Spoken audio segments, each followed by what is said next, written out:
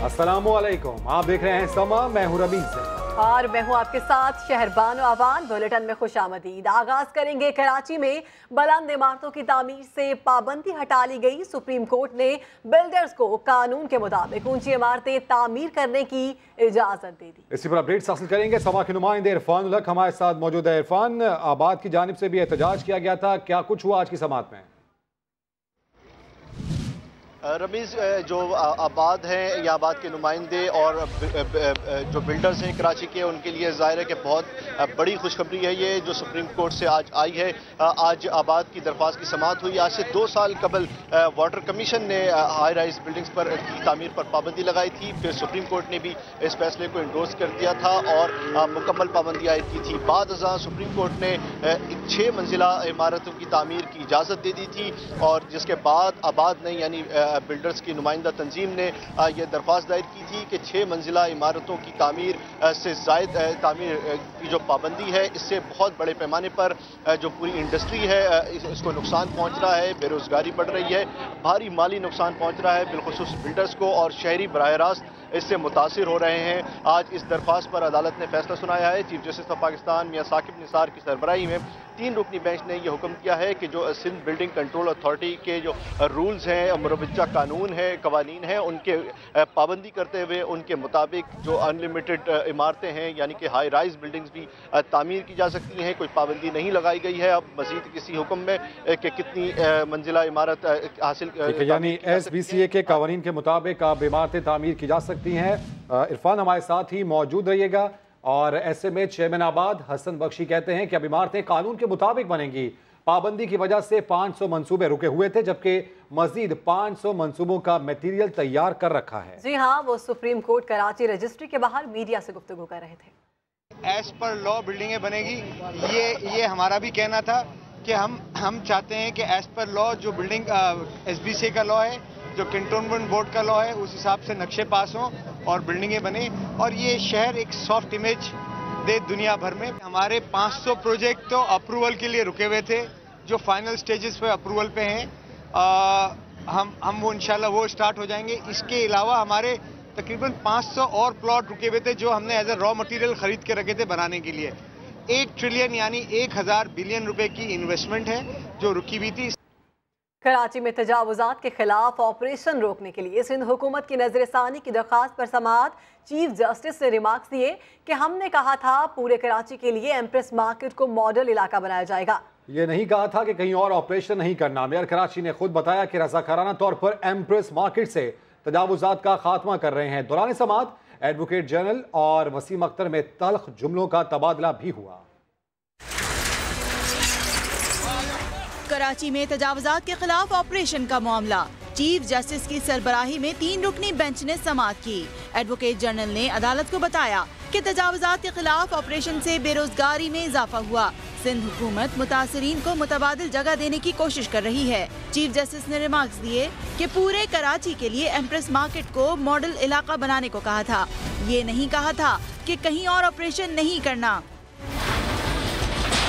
इस्तफसार किया कि supreme court ने अमन व अमान की सूरत हाल कैसे खराब कर दी। बहाली और मुतबादिल जगह देना हुकूमत का काम है। चीफ जस्टिस ने रिमार्क्स दिए कि हमने घरों को तोड़ने का हुक्म नहीं दिया, आप खुद कर रहे हैं तो हमारा मसला नहीं।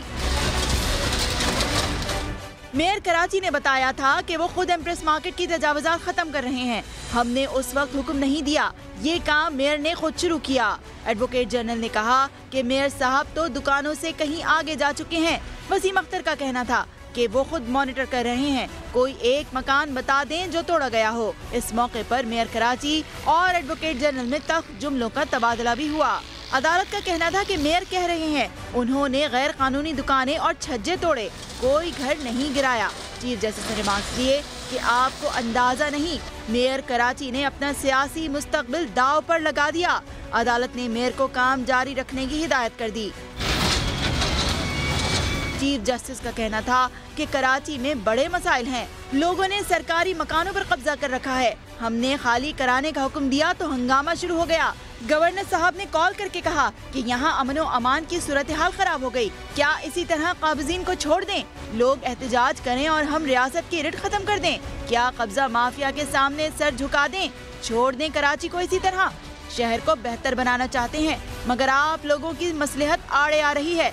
अदालत ने वफाक, सूबाई हुकूमत और मेयर कराची को मिल बैठकर जायजा लेने का हुक्म दे दिया। और इसके अलावा सुप्रीम कोर्ट कराची रजिस्ट्री में मुकदमात की समाअत के दौरान आज तवील अरसे बाद साबिक सूबाई वजीर सेहत अवैस मुजफ्फर टप्पी का नाम भी सामने आया, जो कायम अली शाह के दौर में डिफेक्टो चीफ मिनिस्टर समझे जाते थे। इसी पर बात करेंगे। समा के नुमाइंदे इरफान लकी हमारे साथ मौजूद हैं। जी इरफान, बताइएगा इस सवाल पर किसी जिम्मेदार की जानिब से कोई जवाब आया? देखिए, जो चीफ जस्टिस ऑफ पाकिस्तान मुख्तलिफ मुकदमात की समाअत कर रहे थे, इस दौरान एक शहरी ने ये निशानदेही की कि शालतीफ टाउन में बहुत बड़े पैमाने पर कब्जा है और कोई 10 एकड़ ज़मीन है जिसके ऊपर कब्जा किया गया है। मुख्तलिफ प्लॉट्स हैं जिसकी निशानदेही की है दरख्वास्त गुजार ने। और उन्होंने कहा कि ये अवैस मुजफ्फर टप्पी हैं जो साबिक वज़ीर आला सिंध मुराद सैयद कायम अली शाह के बहुत करीबी और आसिफ अली जरदारी के करीबी समझे जाते थे। उनका नाम जब अदालत में आया तो चीफ जस्टिस ऑफ पाकिस्तान ने इस्तफसार किया कि कौन है ये टप्पी और कहाँ होता है टप्पी। अदालत को बताया गया कि अवैस मुजफ्फर टप्पी पर मुख्तलिफ इल्ज़ामात हैं, तहाँ वो तवील अरसे से मंजर आम से गायब हैं, जिस पर अदालत ने इस्तफसार किया कि बताएं IG सिंध कहाँ हैं, IG सिंध या कोई और सीनियर अफसर वहाँ मौजूद है। एडिशनल IG लीगल अब अदालत में मौजूद थे, उन्होंने बताया कि IG सिंध अदालत में मौजूद नहीं है, जिस पर पुलिस को चीफ जस्टिस ऑफ पाकिस्तान ने हुक्म दिया कि अवैस मुजफ्फर टप्पी को कल आप अदालत में पेश करें, उन्हें गिरफ्तार ना करें और उन्हें उनके साथ कोई बुरा सलूक ना करें, मगर कल उन्हें ज़रूर सुबह कोर्ट में पेश किया जाए। और जो दरख्वास्त गुजार थे डॉक्टर जफर, जिन्होंने ये निशानदेही की थी अवैस मुजफ्फर टप्पी की ज़मीनों पर कब्जे के हवाले से, उनको कहा अदालत ने कि आप इस हवाले से एक तहरीरी दरख्वास्त भी अदालत में जमा कराएं, अदालत उसका भी जायजा लेगी। जी ठीक है इरफान, आप हमें आगाह कर रहे थे, ऐसे में जवाब भी कुछ दिया गया अवैस मुजफ्फर टप्पी के हवाले से। इसके अलावा आपको ये बताएं कि जिला मलीर की रिहायशी स्कीम पर हुकूमती जमात के अहम रहनुमा कब्जा करके बैठे हैं सुप्रीम कोर्ट में। दरख्वास्त गुजार डॉक्टर इकबाल कहते हैं कि अवैस मुजफ्फर टप्पी और आगा सिराज दुरानी ने कब्जा किया हुआ है। जिला मलीर में एक स्कीम है शालतीफ टाउन। शालतीफ टाउन के 10 सेक्टर पे कब्जा है, जिसमें हुकूमती अनासिर मुकम्मल तौर पर मुलविस हैं और उसको पुलिस वाले सपोर्ट कर रहे हैं। 24 एक कमर्शियल सेक्टर है जिसके ऊपर अवैस मुजफ्फर टप्पी ने कब्जा किया है। 2 सेक्टर 27 से 27B पे आगा सिराज दुरानी साहब ने अपने पीर अजीज अहमद शामरोटी को बिठाया है और वहां पे अब रोटी कॉलोनी बनी हुई है। मेरे पास बहुत सी बेवाएं और गरीब लोग आते रोते हैं बेचारे कि हमारे प्लाट है और डॉक्टर साहब कब्जा हुए हैं। जबकि दूसरी जानिब मेयर कराची वसीम अख्तर ने सुप्रीम कोर्ट कराची रजिस्ट्री के बाहर मीडिया से बातचीत करते हुए वाज़ेह किया कि किसी का घर तोड़ा है ना तोड़ेंगे। मेरा मैंडेट, KMC का मैंडेट पार्क्स पे से इंक्रोचमेंट खत्म करना, फुटपाथों से इंक्रोचमेंट खत्म करना और नालों से इंक्रोचमेंट खत्म करना है। मेरा घर तोड़ने का मैंडेट नहीं है। मैं घर ना तोड़ रहा हूं ना तोड़ने दूंगा। घर नहीं टूटने चाहिए, लोग रहते हैं उसमें, कराची के लोग बसते हैं उधर। अगर किसी ने वायलेशन की है तो डिपार्टमेंट को देखें जाके कि डिपार्टमेंट ने अलाउ क्यों किया, और अगर हो सकता है तो गवर्नमेंट ऑफ सिंध से ये कहा जाए कि इनको रेगुलराइज करें। और इसी समाअत के दौरान कराची में सर्कुलर रेलवे की बहाली के लिए तजावुजात के खिलाफ ऑपरेशन भी जारी है। गरीबाबाद फर्नीचर मार्केट हटाने के लिए एक्शन शुरू हो गया। वक्त खत्म, अब कोई मौका नहीं मिलेगा। भारी मशीनरी चलने लगी। कराची में शहरी ट्रेन में सफर करेंगे। जल्दी जल्दी सब हटाओ, पटरी खाली करो। कराची में सर्कुलर रेलवे की बहाली के लिए तजावुजात के खिलाफ ऑपरेशन के दूसरे रोज गरीबाबाद फर्नीचर मार्केट में बचा कुचा सामान हटाने के बाद भारी मशीनरी से मार्केट का सफाया शुरू कर दिया गया। पटरी को छुपाने वाला रोड उखाड़ फेंका तो पटरी नजर आने लगी। कल से नॉर्थ नाजिमाबाद और नाजिमाबाद का नंबर आएगा। वहां पेट्रोल पंप समेत बहुत कुछ है जिसे पटरी से हटा दिया जाएगा। कराची में सर्कुलर रेलवे से तजावुजात हटाने का ऑपरेशन दूसरे रोज भी जारी है। मनोमट्टी तले दबे रेलवे ट्रैक को निकालने के लिए हेवी मशीनरी ने काम शुरू कर दिया है। इसी पर अपडेट्स हासिल करेंगे। समा के नुमाइंदे शफकत अजीज हमारे साथ मौजूद होंगे। शफकत, जो मनाजिर हम देख रहे हैं खासा दुश्वार काम लग रहा है ये। आज बिल्कुल रमीज़, आज कराची सर्कुलर रेलवे की बहाली के लिए दूसरा रोज़ है और गरीबाबाद की जो फर्नीचर मार्केट है वहाँ ऑपरेशन किया जा रहा है। अगर मेरा कैमरा राशिद आपको दिखा सके तो आज ये ट्रैक मुकम्मल तौर पर नज़र आ रहा है। कल यहाँ पर तमाम की तमाम फर्नीचर मार्केट थी और आज उन्हें एक दिन का मौका दिया था कि वो अपना तमाम सामान उठा लें, और जो आज फ़र्श था उसे तोड़ा जा रहा है और तमाम फ़र्श तोड़ने के बाद जो है आज रेलवे ट्रैक जो है वो आहिस्ता आहिस्ता नज़र आ रहा है। गरीबाबाद की जो फर्नीचर मार्केट है तकरीबन 25% इस पर अभी भी तजावजात मौजूद हैं। जो एडिशनल कमिश्नर सेंट्रल है यहाँ पर वसीम उद्दीन, उनका कहना था कि आज और कल ये तमाम मार्केट जो है वो ख़त्म कर दी जाएगी और पटरी जो है वो आपके सबके सामने नजर आएगी। उसके बाद ये दीगर इलाकों की तरफ बढ़ जाएंगे। 4 से 5 रोज़ में ज़िला वस्ती में जहाँ जहाँ रेलवे ट्रैक मौजूद है सर्कुलर रेलवे का, उसे बहाल कराया जाएगा और वहाँ पर जितनी भी तजावजात हैं उन्हें ख़त्म कर दिया जाएगा। यहाँ पर आपसे कुछ देर कबल MKM का वक्त भी यहाँ पर पहुँचा था। उन्होंने भी यहाँ के लोगों के मसाइल सुने और उन्हें यकीन दिलाया कि किसी का घर नहीं टूटेगा, लेकिन जो दुकानें जो तजावजात हैं उन्हें फौरी ख़त्म कर दिया जाएगा। जी ठीक है। गरीबाबाद फर्नीचर मार्केट आज के बाद माजी का हिस्सा बन जाएगी। ऑपरेशन भरपूर अंदाज में जारी है। अपडेट्स के लिए बेहद शुक्रिया शफकत। सारे वजीर पास, खबर की तफसील कुछ देर बाद। बात करेंगे साबिक वजीर आज़म नवाज शरीफ की, जिन्होंने बरतानिया में इलाज पर कौमी खजाने को कितना चूना लगाया, बता रहे हैं साथी एंकर फैसल करीम। मई 2016 में पनामा लीक्स स्कैंडल आया तो 2 हफ्ते बाद ही उस वक्त के वजीर आजम नवाज शरीफ की तबीयत बिगड़ गई। इलाज कराने बैरून मुल्क जाना पड़ा। 22 मई 2016 को नवाज शरीफ बरतानिया चले गए। दिल के आर्जे का इलाज शुरू हुआ तो दौरा तूल पकड़ता गया और पकड़ता ही गया। 2 माह क़याम के दौरान तकरीबन $3,28,000 यानी 3.5 करोड़ रुपए के अखराजात आए। नवाज शरीफ को वापस लेने के लिए 29 जुलाई 2016 को VIP तैयारा आया, जिसकी परवास पर 3 करोड़ 45 लाख खर्च आया। गोया नवाज शरीफ का एक ही तवील दौरा पड़ गया 7 करोड़ रुपए से जायद में।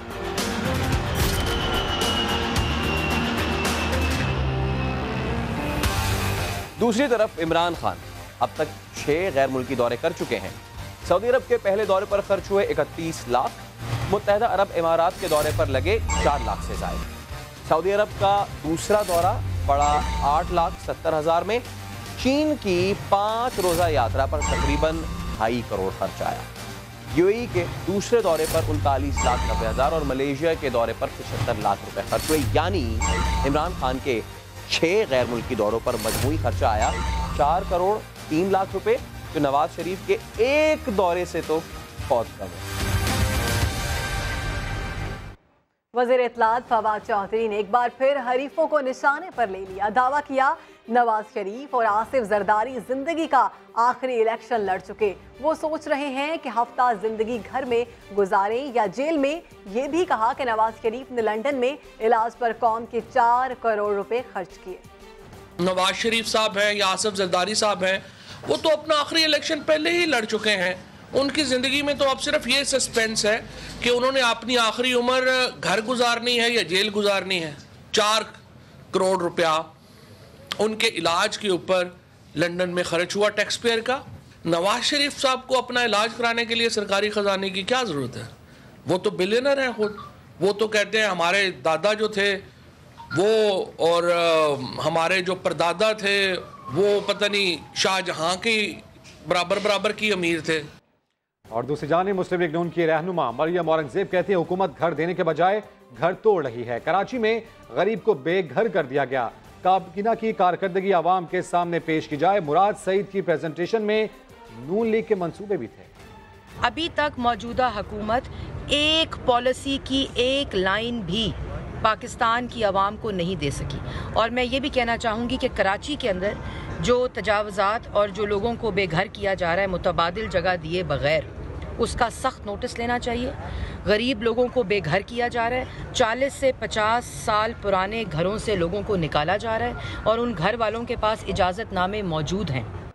करप्शन के खिलाफ जंग बड़ा मिशन। चेयरमैन नैब जावेद इकबाल के सख्त बयानात।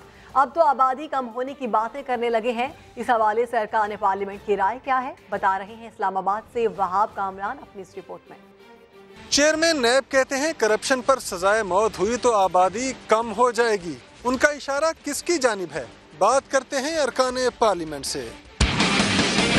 तकरीर के दौरान एक रिमार्क्स उन्होंने दिए हैं, शायद हकीकत से उसका उतना ताल्लुक ना हो। ऊपर वाली जो एलीट है, जो फैसले करती है, जिसकी वजह से निज़ाम बनता है, उसको अगर आप पेनलाइज करेंगे तो नीचे निज़ाम ठीक हो जाए। अगर चेयरमैन नैब का पहले हिसाब किया जाए तो आबादी जरूर कम होगी। आबादी का सजाए मौत से क्या ताल्लुक है जी? आबादी तो हमें अपनी एजुकेशन से कंट्रोल करनी है, अपनी अवेयरनेस से कंट्रोल करनी है। इस्तिलाहन और मजाकन और इस्तेहज़ाइया अंदाज में उन्होंने ये बात की है। अरकान पार्लियामेंट मुत्तफिक हैं कि करप्शन के खिलाफ सख्त से सख्त सजा होनी चाहिए, ताहम सजाए मौत से आबादी कम होने वाली बात को महज बयान समझते हैं। कैमरामैन राहिल कुरैशी के साथ वहाब कामरान, समा, पार्लियामेंट हाउस, इस्लामाबाद।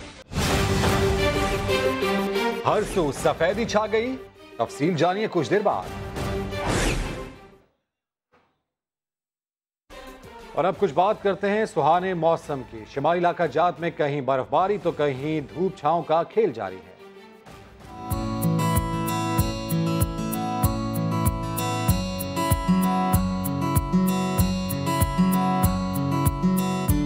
आजाद कश्मीर में आसमान से मोती बरसने लगे। वादी नीलम, लीपा और करना में सफेद परी उतर आई। बर्फ में लिपटी वादी बेइंतहा हसीन हो गई।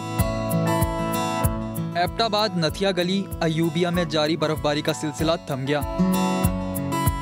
नथिया गली में 9 इंच जबकि अयूबिया में 10 इंच तक बर्फ पड़ी।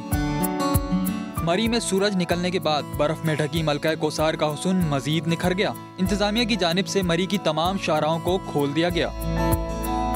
दीर शहर समेत बालाई इलाकों में बारिश और बर्फबारी का सिलसिला रुक गया। लोआरी टॉप में 1.5, लोआरी टनल और सयाहती मकाम कमराट में 2.5 फीट तक बर्फबारी रिकॉर्ड की गई। सावात के बाला इलाकों में बर्फबारी से हर सू सफेदी छा गई। वादी बहरीन में भी मौसम की पहली बर्फबारी से नज़ारे और भी निखर गए। सैयद शहाबुद्दीन दिखाएंगे आपको। स्वात के बालाई इलाकों में जाड़े का जोर। आसमान से सफेद गाले गिरे तो मंजर और भी हसीन हो गया।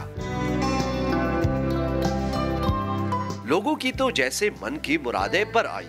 हैदराबाद सिंध से हमारा ताल्लुक है। अभी हम कलाम से आ रहे हैं। बर्फबारी देखी जिंदगी में पहली बार, बहुत अच्छा लगा, बहुत अच्छा लगा। और सवात के लोग बहुत अच्छे हैं, मेहमान नवाज लोग हैं। हमें बहुत अच्छा वेलकम किया यहाँ पर, हमने बहुत एंजॉय किया। लोगों को बिल्कुल यहाँ पर आना चाहिए, यहाँ की ब्यूटी को एंजॉय करना चाहिए। सुहानी रुत में सयाहों का दिल भी मचल गया। क्या बच्चे क्या बड़े, सबने मिलकर खूब हल्ला गुल्ला किया। जिसने मुझसे कहा था कि हमें जरूर आना है तो वो जरूर आए। सवात, कलाम, मरी, इस्लामाबाद जरूर, इंशाल्लाह इधर आप लोगों को भी बर्फबारी मिलेगी। खूबसूरत नजारे, हर तरफ बर्फ ही बर्फ, हसीन नजारे और यह बस्ता हवाएं आने वालों को दावती नजारा दे रहे हैं। आसमान से रुई के मानिंद सफेद गाले गिरे तो हर सू सफेदी छा गई। हसीन मनाजिर और बर्फबारी से लुत्फ उठाने सयाहों ने भी वादी बहरैन का रुख कर लिया।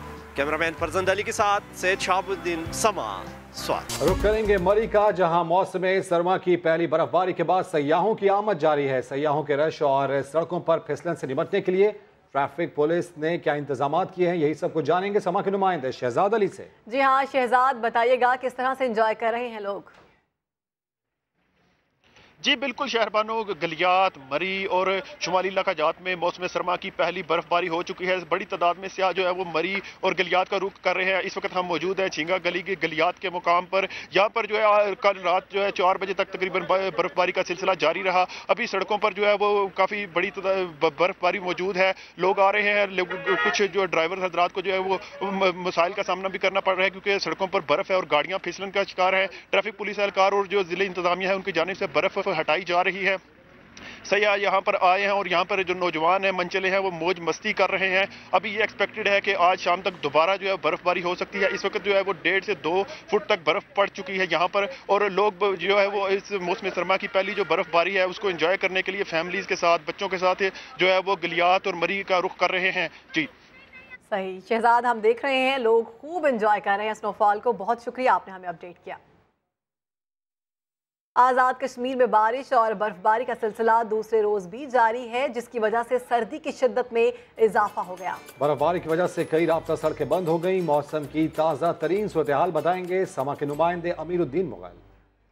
जी, आज़ाद कश्मीर में बारिश और बर्फबारी का सिलसिला आज दूसरे रोज़ भी वक्फे से जारी है। मुजफ्फराबाद शहर समेत दीगर शहरी इलाकों में वक्फे से बारिश हो रही है, जबकि बालाई इलाकों की बात करें, वादी नीलम, वादी लीपा, ज़िला हवेली, बाग और रावलाकोट के बुलंद इलाकों में बर्फबारी का सिलसिला वक्फे से जारी है। बारिश और बर्फबारी की वजह से कई राब्ता सड़कें जो बालाई इलाकों की बंद हुई हैं। इसके साथ साथ बिजली और टेलीफोन का निज़ाम भी मुअत्तल होने की वजह से लोगों को मुश्किलात का भी सामना करना पड़ रहा है। तमाम महकमा मौसमियात के मुताबिक बारिश और बर्फबारी का ये सिलसिला मजीद 24 घंटे तक जारी रहने का इम्कान है। बारिश और बर्फबारी के बाद जो है खासकर मुजफ्फराबाद के नवाब में पीर चनासी और वादी नीलम के सियाती इलाकों में सियाहों की आमद का सिलसिला भी शुरू है और ये सियाह जो है बर्फबारी के दौरान सुहाने मौसम से, खूबसूरत मौसम से लुत्फ़अंदोज़ हो रहे हैं। और सियालकोट में बारिश से सर्दी में इजाफा हुआ तो शहरियों ने फ्राई मछली पर हाथ साफ करना शुरू कर दिए। जी हाँ, शहजाद अहमद दिखाएंगे आपको। सियालकोट में भीगा और सर्द मौसम, शहरी फ्राई मछली खाकर मौसम से लुत्फअंदोज होने पहुंच गए। गर्मा गर्म मछली और साथ पुदीना और इमली की चटनी, चटोरे जब खाएं तो हाथ ना रोक पाएं। सर्दी की शिद्दत में इजाफा हुआ है और हम दूसरे शहर से सियालकोट में मछली खाने के लिए आए हैं और आज हमने खुद पेट भर के मछली खाई है और भीगे मौसम को खूब एंजॉय किया है। मौसम की तब्दीली से मछली फरोख्त करने वालों की भी चांदी हो गई। सर्दी की शिद्दत में इजाफा होते ही शहरियों की बड़ी तादाद हमारे पास मछली खाने आ रही है, जिसमें बॉम, रहू, सींग, सोल लोग ज़्यादा पसंद कर रहे हैं। फ्राई मछली 700 से 1100 रुपये फ़ी किलो दस्तयाब है। शहरियों का कहना है कि सर्द मौसम में गर्मा गर्म मछली खाने का अपना ही मज़ा है। कैमरामैन नाजिक के साथ शहजाद अहमद, समा, सियालकोट। अब शामिल करेंगे न्यूज़ अपडेट्स। नैब मेरे खिलाफ क़यामत तक कुछ साबित नहीं कर सकता। अपोजिशन लीडर शहबाज शरीफ की कौमी असम्बली इजलास से कबल गुफ्तगू, बोले इजलास में हुकूमत की 100 रोज़ा कारकर्दगी पर असम्बली में गुफ्तगू करेंगे। सुप्रीम कोर्ट कराची रजिस्ट्री में वाटर कमीशन और साफ पानी की फराहमी का मामला, जस्टिस रिटायर्ड अमीर हानी मुस्लिम के काम जारी रखने से मुआज़रत। चीफ जस्टिस का सरबराह वाटर कमीशन को 15 जनवरी तक काम जारी रखने की हिदायत। और लाहौर के शेख ज़ैद अस्पताल में इलाज मुआलजे की सहूलतें बहाल ना हो सकी। यंग डॉक्टर्स का एहतजाज चौथे रोज भी जारी। यंग डॉक्टर्स का कहना है मुतालबात की मंजूरी तक हड़ताल खत्म नहीं होगी। यंग डॉक्टर्स से मुज़ाकरात नहीं होंगे। वज़ीर सेहत पंजाब यास्मीन राशिद का साफ जवाब।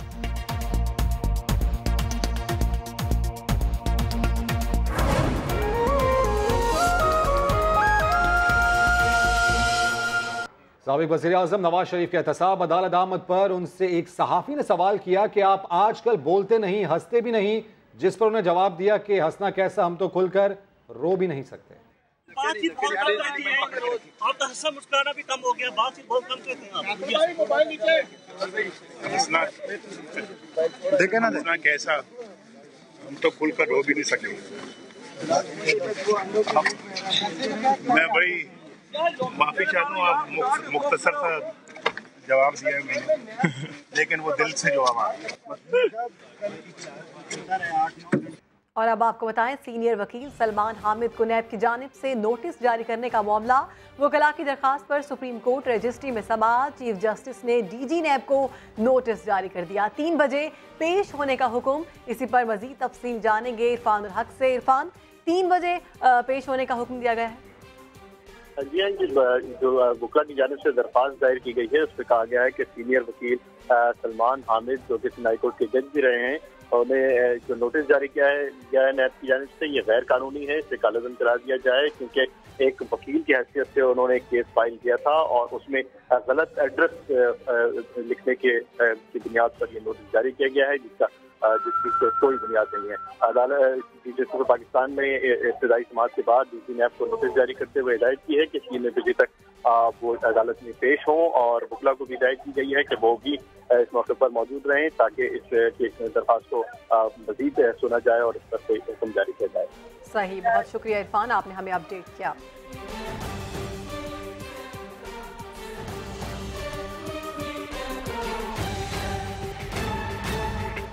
वज़ीर सेहत पंजाब डॉक्टर यास्मीन राशिद ने यंग डॉक्टर से मुलाकात से साफ इनकार कर दिया। कहती हैं आए रोज हड़ताल करना डॉक्टर्स का वतीरा बन गया है, गलत चीज़ों पर एहतजाज कबूल नहीं। आप वहाँ की जो अपनी उनकी डिपार्टमेंट वाले हैं और जो इंस्टीट्यूशन वाले हैं उनसे बात करिए जाके। वजह ये कि गलत चीज़ों के ऊपर इस तरह के एहतजाज जो हैं बिल्कुल हम किसी तरीके से भी कबूल। अच्छा मैम, आप इस पे क्या, आप एज अ मिनिस्टर इस पे क्या कहेंगी? क्या इनका ये तो वतीरा बना हुआ है बाईडीए का, हर जगह कोई ना कोई रोजाना एक एहतजाज करके लड़ जाते हैं, काम करने को नहीं दिल करता। तो मैम इस हवाले से मुज़ाकरात से क्यों नहीं ये मसला हल किया जा रहा? उनकी अगर कोई डिमांड इस तरह से किस चीज़ के मुज़ाकरात करें?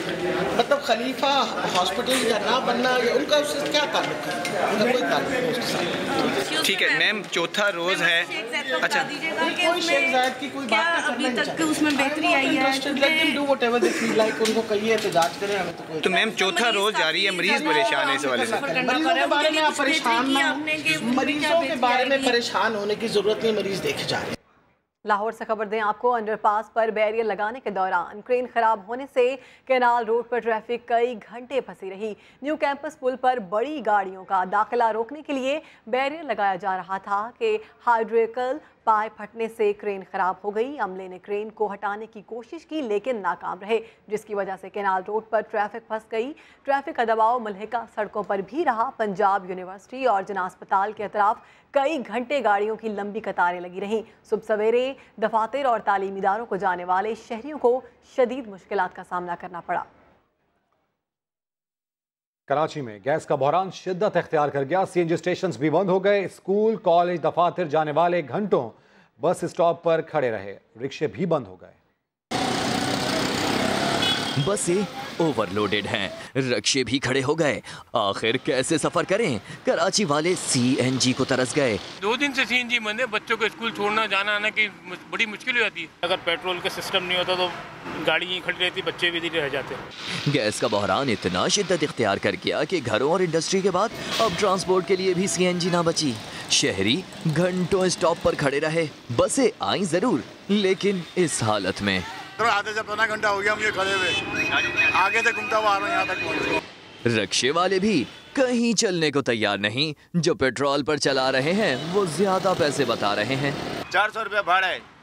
अब सवारी पक्की है, फोन कर रहे हैं कि गैस होएगा तो तेरे पास आएंगे। अगर पेट्रोल डालेंगे तो फिर वही बात है, जितनी कमाई की होगी सारी पेट्रोल में डाल दो। सीएनजी की बंदिश का हफ्तावार शेड्यूल तो मुतासिर हो चुका है। शेड्यूल के मुताबिक तो बुध के रोज सीएनजी स्टेशन खुलने हैं, लेकिन अगर गैस ना हुई तो कल भी सीएनजी बंद रहने का ही इम्कान है। सकाफती मेला दिखाएंगे आपको इसी बुलेटिन में। ट्रैफिक पुलिस एहलकार मोटरसाइकिल लिफ्टर या चोर कराची में सिटी ट्रैफिक सेक्शन में गलत पार्किंग पर शहरी की मोटरसाइकिल उठा ली। शहरी मोटरसाइकिल छुड़वाने पहुंचा तो 1.5 लाख रुपए गायब थे। इसी पर अपडेट्स हासिल करेंगे chief crime reporter Ahmed Rahman Khan से। अहमद, ये 1.5 लाख रुपए का क्या माजरा था?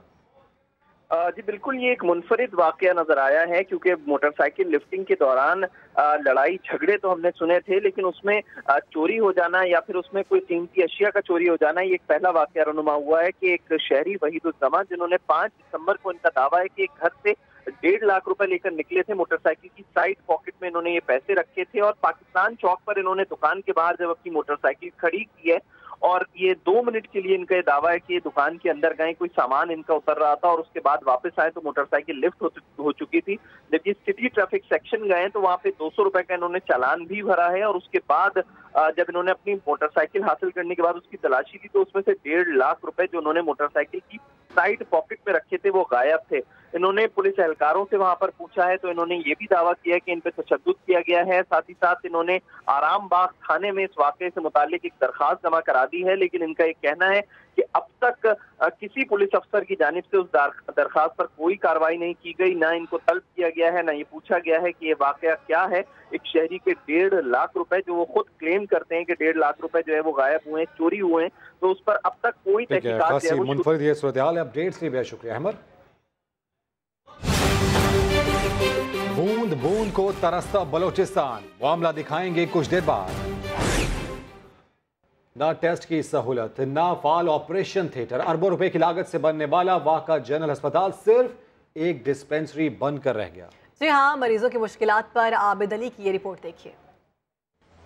इस खातून ने वाह जनरल अस्पताल के कई चक्कर लगाए मगर इलाज फिर भी ना हो सका। ये मसला अकेले इसका नहीं, यहाँ रोजाना आने वाले सैकड़ों मरीजों का है। अप्रैल से नवंबर तक 7 माह में यहाँ 1.25 लाख के करीब मरीज आए। अक्सर को सिर्फ इसलिए वापस भेज दिया गया कि यहाँ मेडिकल टेस्ट की सहूलत है, ना ऑपरेशन थिएटर की। चौथा दिन है मुसलसल ये मुझे बुलवा रहे हैं, ना कोई ब्लड रिपोर्ट दे रहे हैं, ना कोई अल्ट्रासाउंड कर रहे हैं, मेडिसिन भी कोई नहीं दे रहे। 177 बेड्स का स्ट्रक्चर मगर 100 बिस्तर के अस्पताल का इफ्तिताह किया गया। उसके लिए भी यहाँ डॉक्टर्स पूरे हैं, न दीगर पैरामेडिकल स्टाफ। फंड्स की कमी के बायस अस्पताल के फुजले को तल्फ करने वाला इंसिनरेटर भी नस्ब न हो सका। इंसिनरेटर तो जब आएगा तो उसमें लगेगा, उस वेस्ट को हम डंप कर रहे हैं, डंप करने के बाद हम बरीड कर रहे हैं एज पर प्रोटोकॉल। जदीद तरीन अस्पताल कहलाने वाले वाह जनरल अस्पताल का दूसरा और तीसरा फेज तो खैर मुकम्मल होना बाकी है, मगर अभी पहला फेज भी पूरी तरह मुकम्मल नहीं। सेहत आमा को मद्देनजर रखते हुए इस अस्पताल को मतलूबा सहूलियात फराहम करना हुकूमत की अव्वलीन तरजीहात में शामिल होना चाहिए ताकि अवामुन नास इससे मुकम्मल तौर पर फायदा हासिल कर सकें।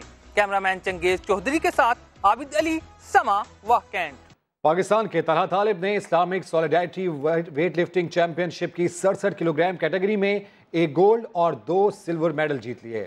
मिस्र में जारी वेट लिफ्टिंग चैंपियनशिप में पाकिस्तान के तलहा तालिब ने शानदार कारकर्दगी दिखाई। स्नैच कैटेगरी में 136 किलोग्राम वजन उठाकर गोल्ड मेडल जीता। क्लीन एंड जर्क में 155 किलोग्राम वजन उठाकर सिल्वर मेडल अपने नाम किया। मजमूई तौर पर 291 किलोग्राम वजन उठाकर पाकिस्तान का नया रिकॉर्ड भी कायम किया। लाहौर में कौमी टेबल टेनिस चैंपियनशिप का आगाज हो गया। 200 से ज्यादा खिलाड़ी शरीक हुए। सूबाई वजीर सेहत डॉक्टर यास्मीन राशिद भी एक्शन में नजर आईं। अली हाशमी रिपोर्ट करेंगे। नेशनल टेबल टेनिस चैंपियनशिप में दिलचस्प मुकाबले, हरीफों को जेर करने के लिए खिलाड़ियों की ताकतवर हिट्स। जिम्नेजियम हॉल में सूबाई वजीर सेहत डॉक्टर यास्मीन राशिद ने भी रैकेट थाम लिया।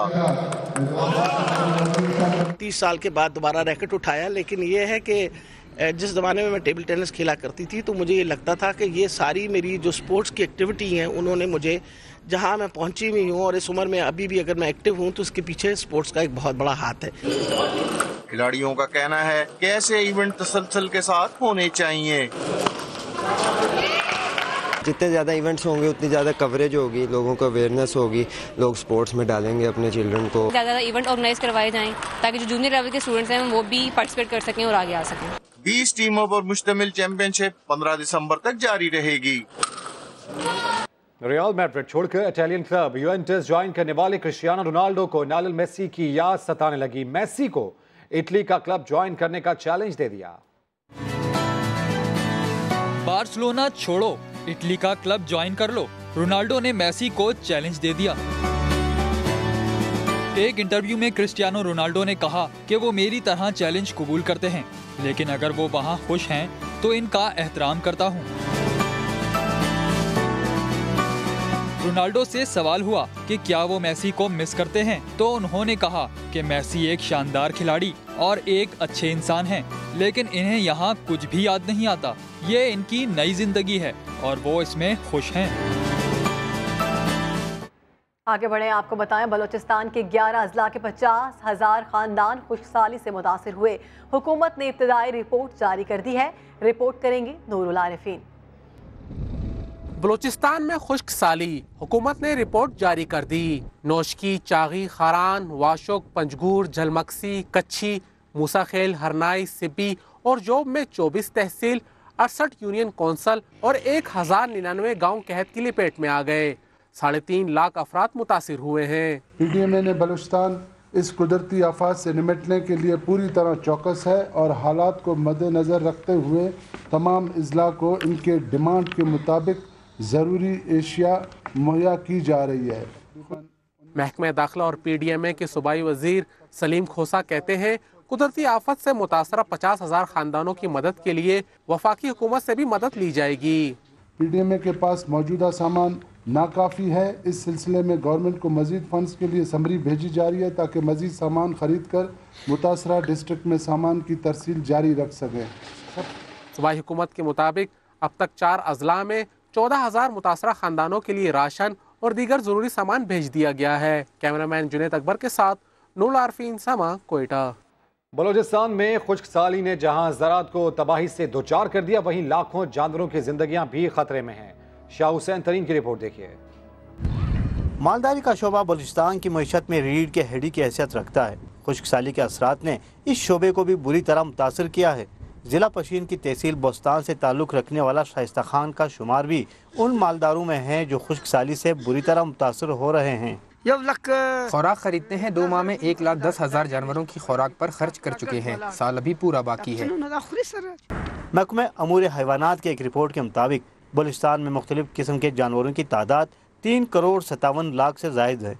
सूबे के कुल 7 में से 4 डिवीजन में 10 लाख से जायद जानवर खुश्क साली से मुतासर हुए हैं। मेरा जो डिवीजन है उसमें तकरीबन कोई 6-7 लाख के करीब जो है ना वो जानवर जो है ना इफेक्ट हुए। वज़ीर इत्तलात बलूचिस्तान का कहना है कि हुकूमत मालदारों के साथ ताउन और जानवरों को खुराक की फराहमी की मनसूबाबंदी कर रही है। समरी मूव हो गई है चीफ मिनिस्टर को, इंशाल्लाह ताला as soon as possible funds allocate होकर पर इंशाल्लाह हम जो है जानवरों के भी बॉर्डर का बंदोबस्त हो जाएगा। बलूचिस्तान में 70% से ज़ायद लोगों का ज़रिया माश मालदारी है। जानवरों के लिए खुराक और पानी की कमियाबी चरागाहें तबाह होने से बड़े पैमाने पर बेरोजगारी फैल रही है। कैमरामैन शहजाद अनवर के साथ शाह हुसैन, समा, कोयटा। चिड़ियाघरों के नाम पर खाली पिंजरे देखकर मायूस होने वाले खुश हो जाएं। शयान सलीम आपको कराची में ऐसे चिड़ियाघर की सैर करवा रहे हैं। दिलचस्प बात यह है कि शहरी ने इसे अपने शौक की खातिर बनाया, जहां आवाम भी तफरी के लिए जा सकते हैं।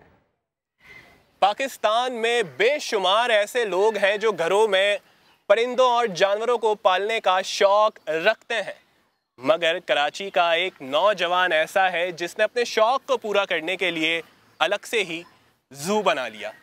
यहाँ कौन कौन से जानवर और परिंदे हैं आपको दिखाते हैं।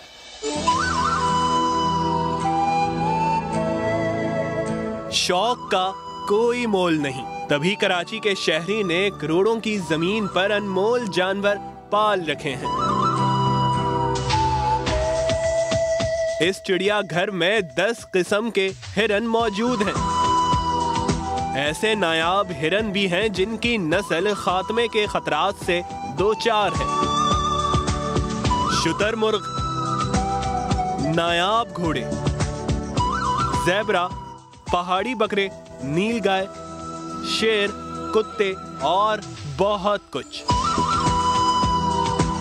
पूरी जंगल की दुनिया इस 20,000 स्क्वायर फीट की जमीन पर मौजूद है, जिन्हें बड़े पिंजरे और साजगार माहौल मुयस्सर है। सिर्फ जानवर ही नहीं, यहाँ परिंदों की भी बेशुमार वैरायटी है।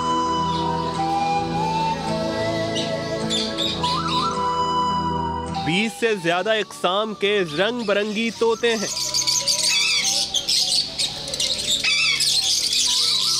दुनिया में जो भी जूस पे जाता था तो when I was kid I used to admire animals. No brownie no. फिर कराची में और डिफरेंट जगहों पे मैं जू पे गया तो मुझे उस तरीके का जो एक जिस तरीके की कंडीशन में मैं जानवरों को खुद देखना चाहता था, मुझे उस तरह की कंडीशंस कहीं मिली नहीं। तो I thought that I will make a जू। बिलाल को बचपन से जानवर पालने का शौक जरूर था, लेकिन कभी वो इतना बड़ा चिड़ियाघर बनाएगा ये इसने कभी नहीं सोचा था। जो शौक है मेरा ये तकरीबन तब से जब मैं 11 साल का था, मैं तब से जानवर पालता आ रहा हूँ। बिल्लियों से ये शौक मैंने शुरू किया था। मेरे बेडरूम में मैंने बिल्लियाँ रखी थी घर के अंदर। ये वो शौक है जिसपे लिटरली मुझे खुद भी नहीं पता कि कब इतना बड़ा हो गया।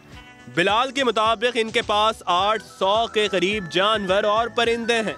ये चिड़ियाघर किसी मुज़फ़्फ़ाती इलाके में नहीं, कराची के इलाके नॉर्थ नाज़ाबाद ब्लॉक जी में गली नंबर 1 में है। बिलाल की जानवरों से दोस्ती मिसाली है।